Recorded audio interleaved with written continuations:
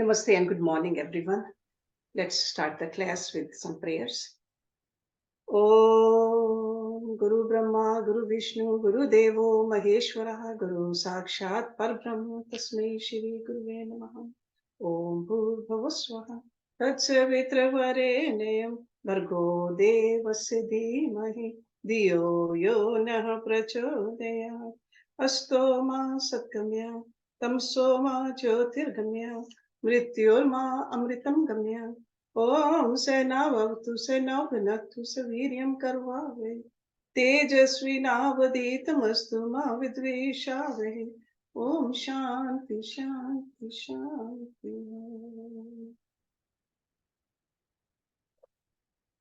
We often talk about the different kinds of yoga or different paths to that ultimate goal. Karam Yog, Dhyan Yog, Bhakti Yog, then there's a Hat Yog, Raj Yog, right? So today I'm going to talk about Karam Yoga. I'm sure we have talked about it earlier also, but since it's so important to transform ourselves, we really need to know the intricacies of it.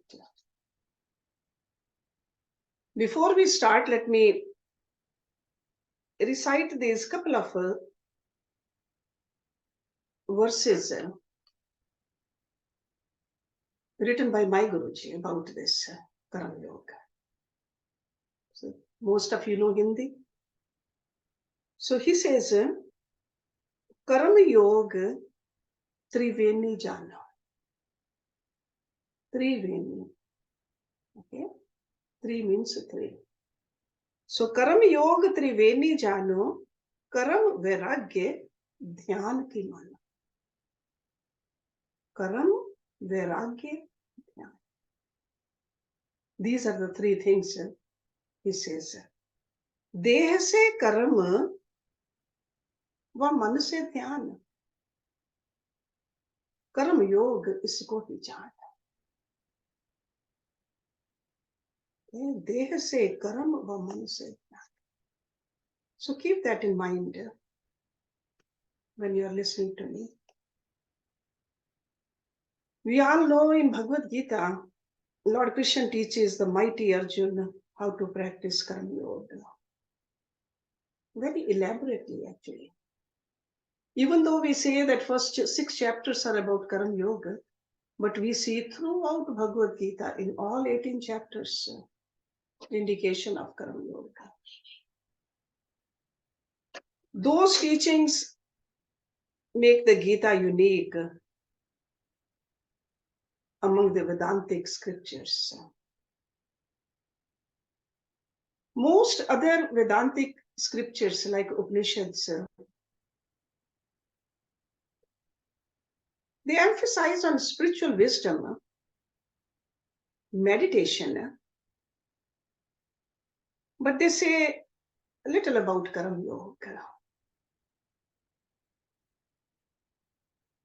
In fact, I might be correct that if Karam Yoga word was first time used in Bhagavad Gita. Karam Kand word is used in the Upanishads also, in the Vedas also. Karam Kand, but Karam Yoga. Why the Karam Yoga is not mentioned in the Upanishads directly? Probably because those books, those scriptures were composed by the ancient rishis and the monks, the saints, who lived in the remote area, forests, mountain caves. They were already retired from the worldly duties. They were just trying to find the truth, the absolute.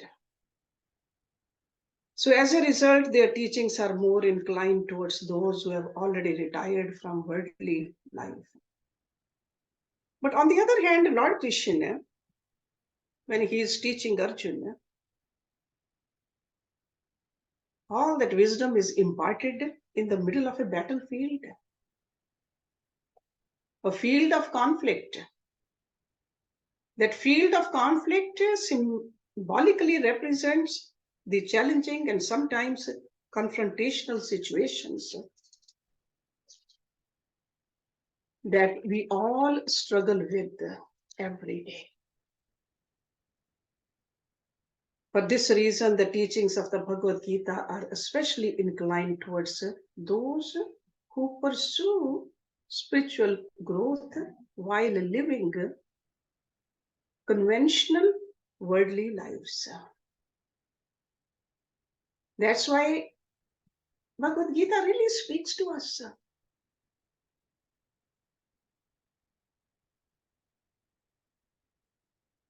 But at the same time, Gita harbors some kind of a secret about Karam Yoga. And what is it? Even after reading and rereading the Bhagavad Gita, many people, they fail to clearly understand exactly what they are supposed to do. The couplet I just read, a very simple couplet written by Guruji, still very hard to practice.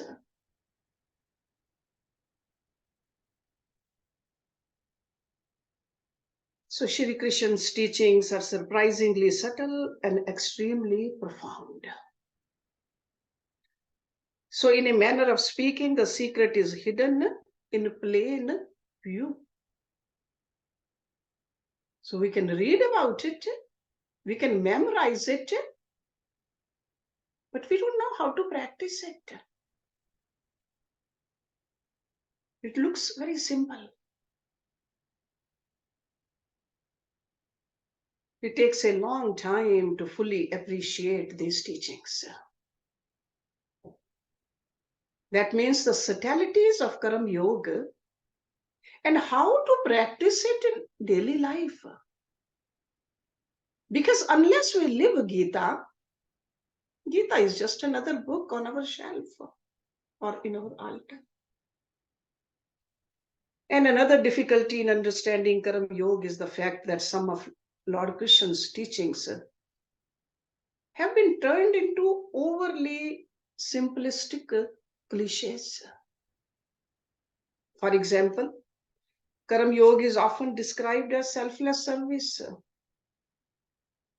Sure, that's a very beautiful expression. It sounds good. And we think we are doing it in the name of Karam Yoga. But truly, are our actions selfless? We got to look within. Many people might visit the ashrams or the temples, and if they are asked to do selfless service over there, like a pick up a broom and clean the courtyard or the bathroom or the kitchen floor, they might do it. Most of the people will do it because they have been asked to do it. But if the same deed is asked to be done at home, will they do it happily? Maybe not.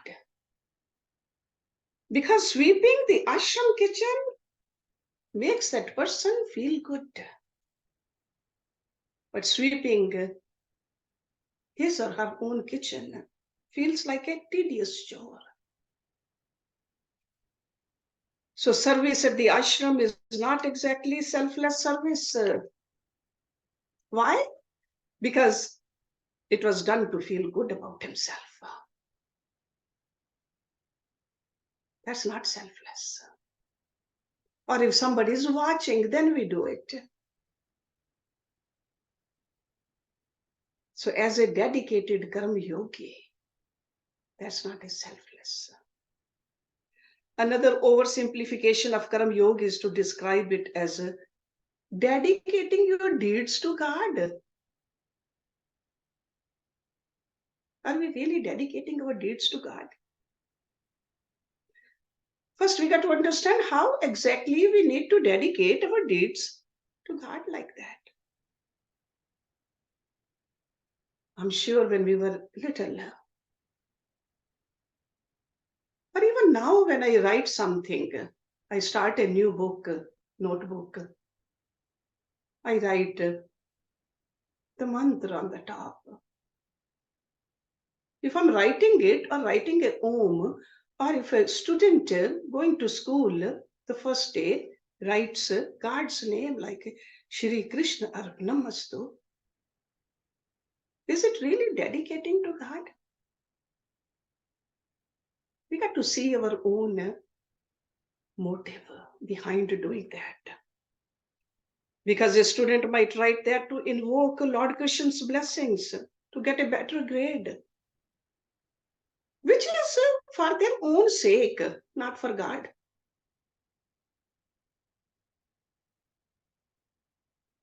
Merely saying I dedicate this to God doesn't magically transform our deeds to Karam Yoga.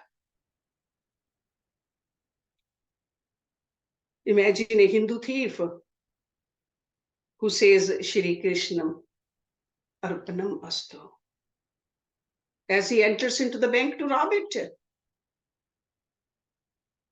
Obviously, what it really means to dedicate a deed to God has to be properly understood, not just saying those mantras. One more common but very overly simple description of Karam Yoga is to say that it is merely to fulfill all my duties. I'm doing my duties. It's a Karam Yoga. It's certainly true that you have to fulfill all your duties in the practice of Karam Yoga. That's definitely a part of it, but there is so much more to it. Suppose a housewife, fulfills all her duties, staying at home, taking care of the children, but feels angry, resentful about having so many chores to do every day. And as a result, she is complaining, sometimes verbally and sometimes in the thoughts. With such an attitude, her deeds are just karma, not Karam Yoga.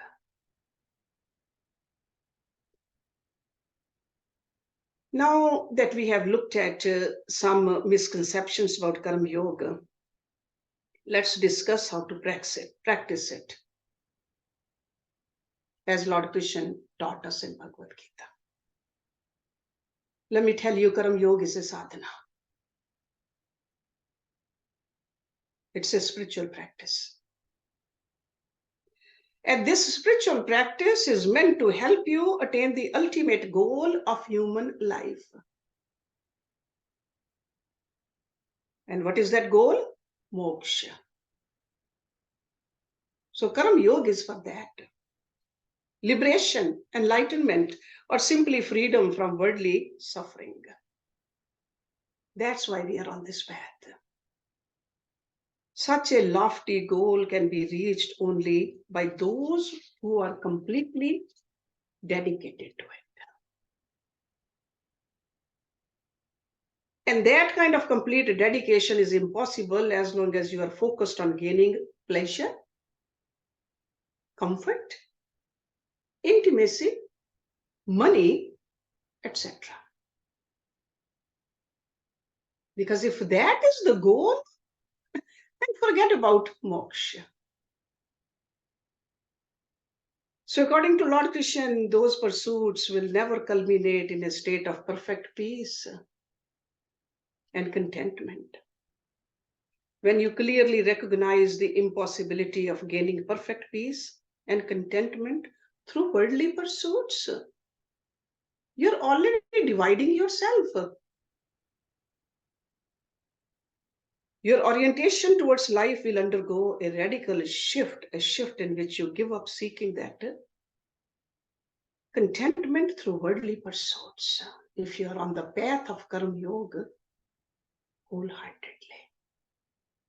You will be doing the worldly pursuits, you will do the duties, but you are not doing all that for contentment and happiness and the bliss.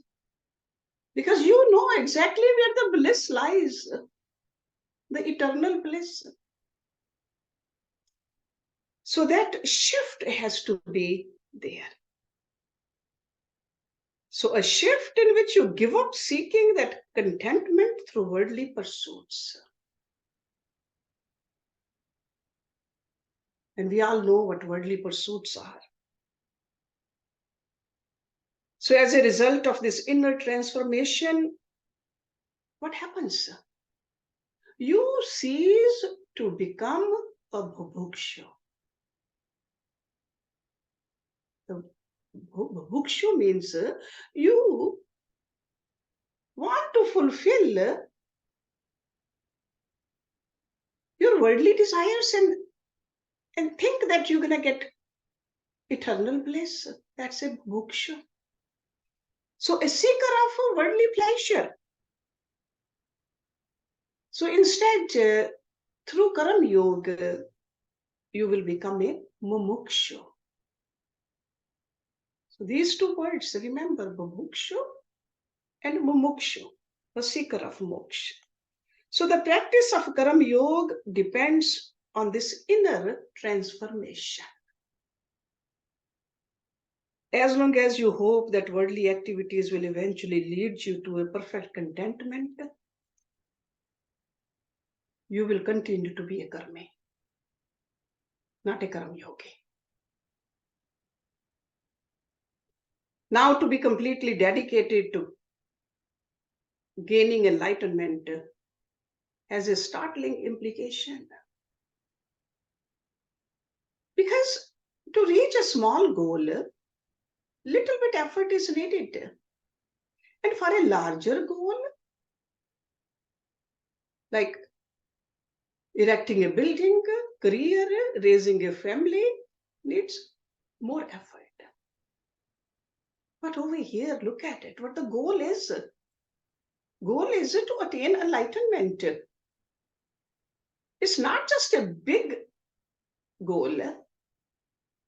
You just don't need a big effort. You need an effort that is really off the chart. Because the goal is off the chart too. So in practical terms, enlightenment or Karam Yoga requires full-time effort. Anything less than that is not sufficient. When we dedicate 2 hours to spiritual practice,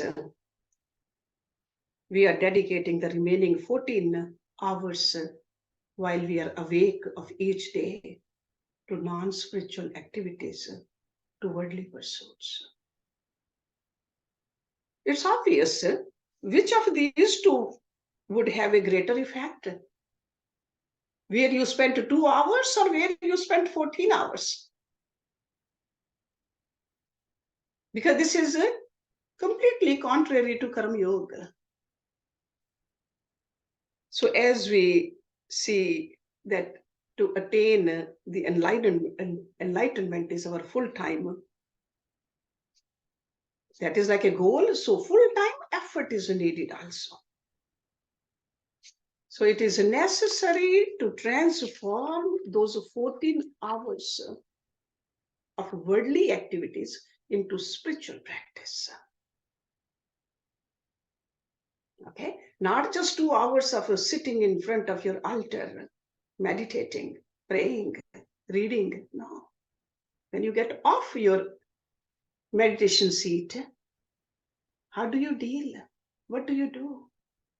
What your intentions are? What your motive is? And that can be accomplished through the practice of Karam Yoga. That's why Karam Yoga we practice all the time. Hatha Yoga we practice only few minutes a day.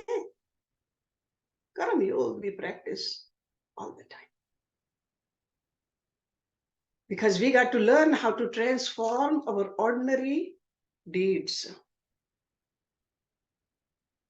So how does Karam Yoga actually transform your ordinary deeds into spiritual practice? For example, we all drive our cars. That is like a daily activity for most of us.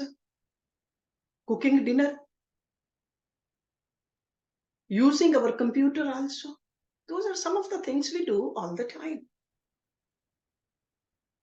So first of all, the practice of Karam Yoga begins with the inner transformation, which we have discussed.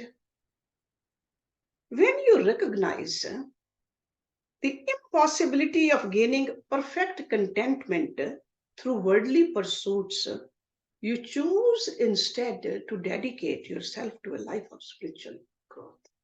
So the clarity has to be there.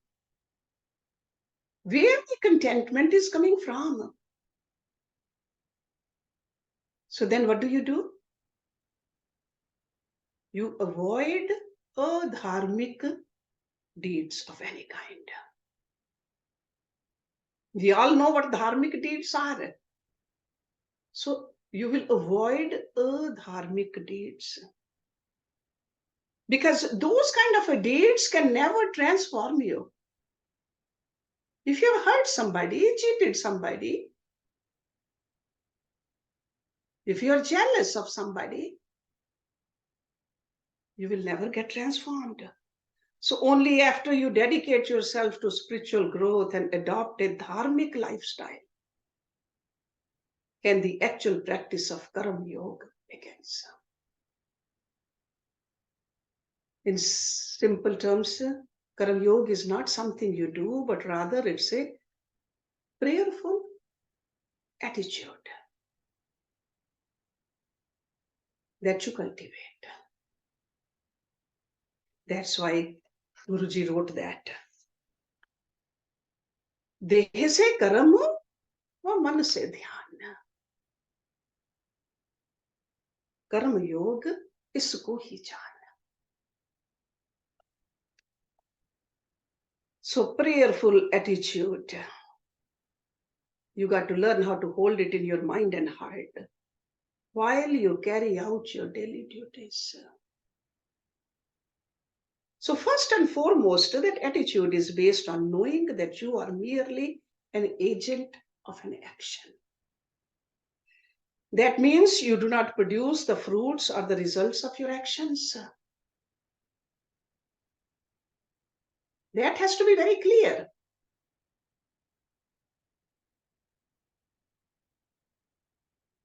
I don't have anything to drop over here, but yeah, let me just take these glasses.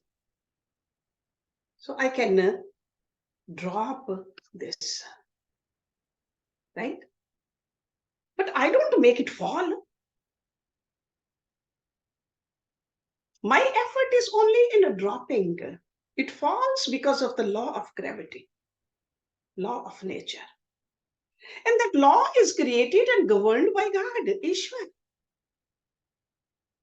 So the God of the cosmos, this important spiritual principle applies to everything we do.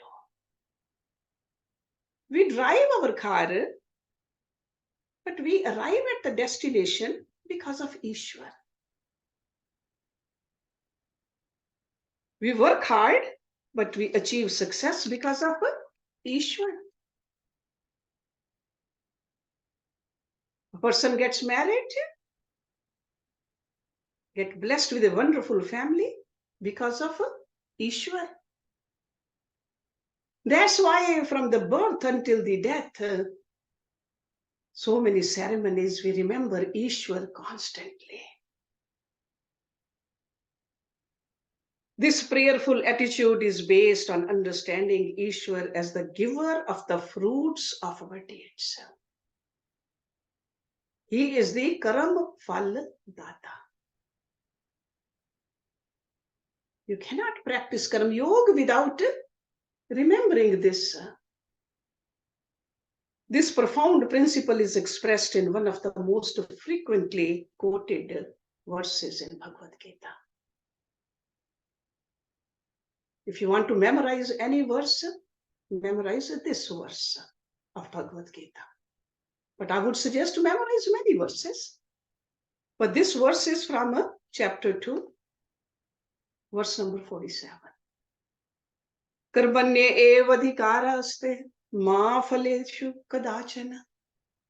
It starts like that. Over actions alone, we have authority, but never over the results. Karmanye eva adhikaraste ma phaleshu kadachana. Over here, adhikar does not mean right or entitlement.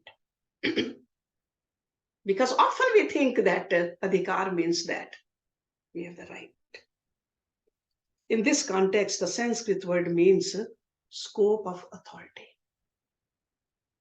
the sphere of control. So adhikar is the domain in which you are in charge. So to paraphrase this verse, you have control over your actions only, but you have no control over their results. Because those results are in Ishwar's hands, not in your hands. When we become mindful of this, every time we perform a deed, whatever it might be, we will recognize the Ishwar's direct involvement as the giver of results. So, to prayerfully appreciate Ishwar's presence in all our activities can help us develop deep feelings of reverence and gratitude.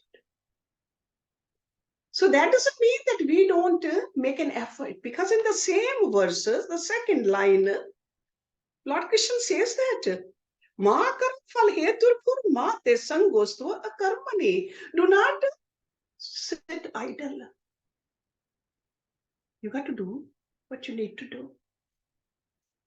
So Ishwar not only gives you the fruits of your actions, but also Ishwar blesses you with the power, skills, and knowledge you need to accomplish these actions. Power to speak, power to hear, power to comprehend, power to walk. Where did it come from? From Ishwar. We think that we have learned how to speak. Our effort is only 1%, 99% is always Ishwar's. Ishwar, as the creator of the universe, endows every person not only with life, but also with physical strength, energy, and many amazing mental faculties. Based on this spiritual understanding, you can consider the powers of your body and mind to be gifts or blessings of Ishwar. Be thankful. In the Bhagavad Gita, Lord Krishna tells Arjuna, Namitta matram bhava. Oh Arjuna, understand that you are merely an instrument. Namitta matra. As Arjuna proceeds into battle, he should reflect on the fact that the strength of his body, his skills as a warrior, are all blessings of Ishwar. Don't become arrogant. The same way, on the battlefield of daily life, we should recognize and appreciate the many gifts we have been given by God. Our intelligence, our skills, our resourcefulness, and our ability to care and nurture also. Those are all gifts given by Ishwar. This kind of appreciation brings another prayerful dimension to everything you do. So the practice of Karam Yog is primarily based on these two principles. That Ishwar gives you result of the actions, and that all your capabilities are blessings of Ishwar, So what you are doing, it's his gift. The result is also in his hand. But merely understanding these principles is not enough. They have to be fully assimilated, integrated in our daily life. At first, you will probably need to remind yourself again and again of Ishwar's presence in all your activities. The first thing when you get up in the morning, when you eat also, you take first step also, after getting down the bed, when you take shower also, when you eat food also, when you deal with somebody also, all those daily activities. And of course, daily study of the Bhagavad Gita can certainly help you to remember that throughout the day. Whether you study one verse or a whole page or a whole chapter, whatever you choose, but daily study. You will see that over a period of time, you can gradually develop a constant appreciation of Ishwar. An appreciation that remains firm even when you are fully engaged in activities. That's what it means to pray without ceasing. By developing this abiding, prayerful appreciation of Ishwar's presence in your life, you will truly be engaged in full-time spiritual practice. Not just 2 hours, not intermittent, full-time. And it's not really so hard to maintain this prayerful appreciation throughout the day. Ask those people who are doing it. It's more joyful to live like this. Right now, I'm teaching. Who gave it to me? Ishwar did. Ishwar in the form of my own Guru and all those who came before him also. Even Lord Krishna doesn't say that I'm teaching you for the first time. Rishi Patanjali never said that it's mine. And who is the gurus of the gurus of the Guru? Ishwar. We got to give the credit to the right person. Suppose somebody says, no, you are speaking, you are spending your time. Who gave me the time? Where did I get the communication skills? Where is the power coming from?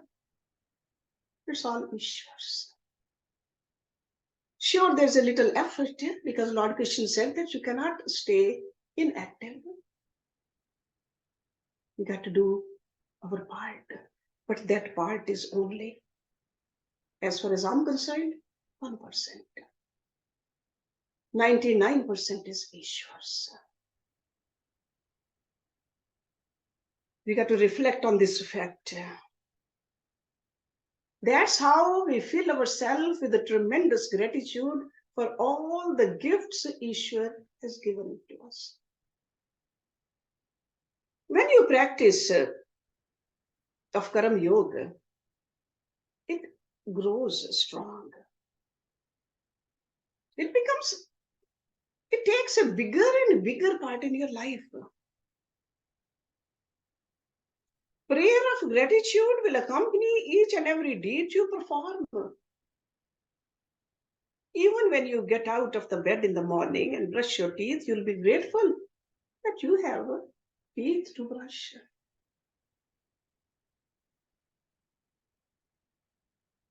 You have a water coming from your faucet. Adjust the temperature. When you have to pay the bills each month, be prayerful that you have the money.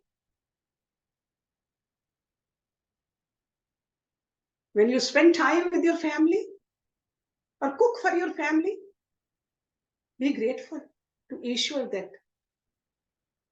Their presence in your life is so beautiful. So this is the attitude of a Karam Yog.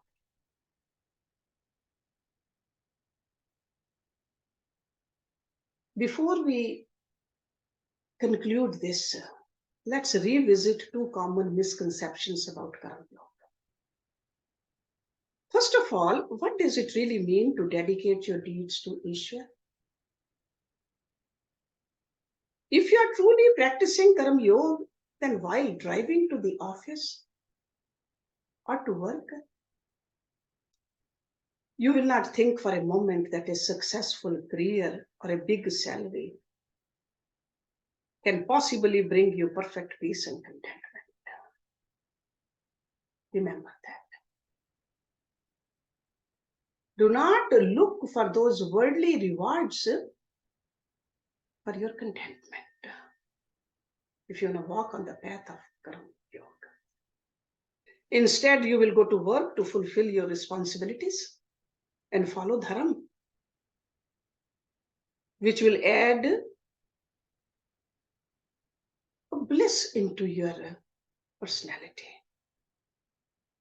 That's how you aid your process of spiritual growth, by thinking like that. Following Dharam is to act in conformance with Ishwar's laws.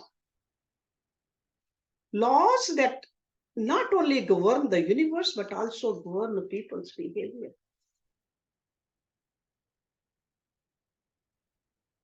Like the prohibition against hinsa, causing harm to others. By following Dharma, you are obeying Ishwar. Because Dharma is Ishwar. To set aside your own agenda and act in accordance with Dharma is exactly what it means to dedicate your deeds to Ishwar. You cannot hurt somebody and say that, no, I'm doing it for Ishwar. No. It doesn't work like that. In other words, dedicating your deeds is following Dharma instead of following your desires. When we hurt somebody, we are following our desires. Also, like a good driver follows traffic laws, not to avoid getting a ticket, but for the safety of everyone else on the road. That's what Karam Yogi does. Karam Yogi follows Dharam not to avoid sin and other consequences, but for the sake of spiritual growth. That is the point I'm trying to make. Our goal is moksha. Because our spiritual growth will bring us closer to Ishvara. And finally, what does it really mean to perform selfless service? I have to be clear about that also. Selfless means without self-interest. Without a personal agenda. That's a selfless. After you undergo the inner transformation of recognizing the futility of worldly pursuits, you will no longer be motivated by selfish desires. But even then, you will still be motivated to seek spiritual growth. Because that's what it really means to be a mumukshu, a seeker of liberation, enlightenment. This desire to have moksha or to become one with God, this is the last desire we'll have. And how do we get rid of it? We don't. When we are liberated, it goes away automatically. So most of us got to have this desire highly sattvic desire. We need this desire to walk on this path. The only person who can be truly act selflessly is an enlightened person, a jnani. Jnani doesn't have any agenda. No agenda at all. Because that person has gained kritata, the state on which absolutely nothing left to accomplish in life. God is acting through him. Those are the people who are called Jivan Mukta. So when we reach there, we'll know how it feels. But before that, we got to remember these subtle points of Karam Yog, that through Karam Yog, we are going to reach our destination. So as a householder, as the citizens of this world, abide by the dharma, the laws of Ishwar, and remember Ishwar. Let's end the class here. Om Purnamada Purnamidam Purnat Purnamudachyate Purnasya Purnamadaya Purnameva Vishishyate. Om Shanti Shanti Shanti. Thank you very much.